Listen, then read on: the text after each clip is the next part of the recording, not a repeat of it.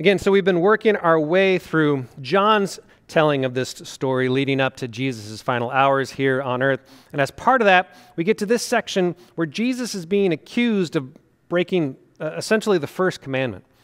Now, no matter what world you grew up in, that still seems to have been one of those things that the church world has permeated into the rest of culture. We all know about the Ten Commandments, whether or not we all know what those 10 commandments are, putting them in order.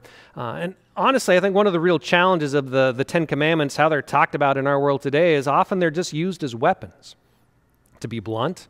That we use them to tell people when they're doing things wrong, to beat them down, when that's not at all how Jesus talks about them. Jesus actually, when he summarizes all 10 commandments into 2 commandments, he does so to talk about how they can give life. He talks about how we are called to love God and love others.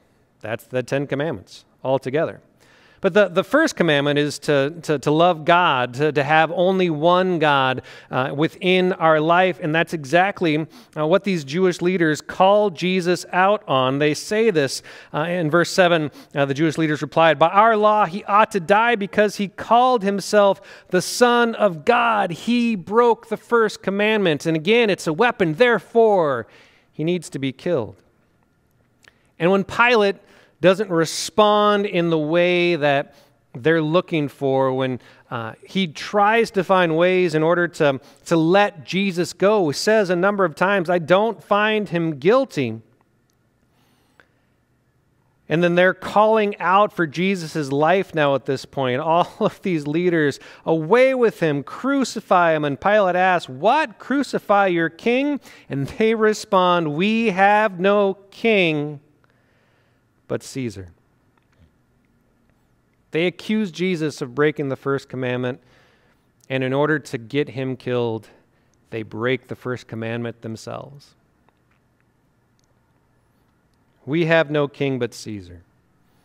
He is our God, if he gets what we want out of this. Just got me thinking about a lot of questions, actually. If you're a Jesus follower, how do you think of the 10 Commandments? When do you use them? Do you usually use them for life or as a weapon? And if you really want to struggle with this question, well, think about this. Of all those 10 Commandments, is the one that maybe you're most passionate about also the one that you struggle with the most? Tough questions.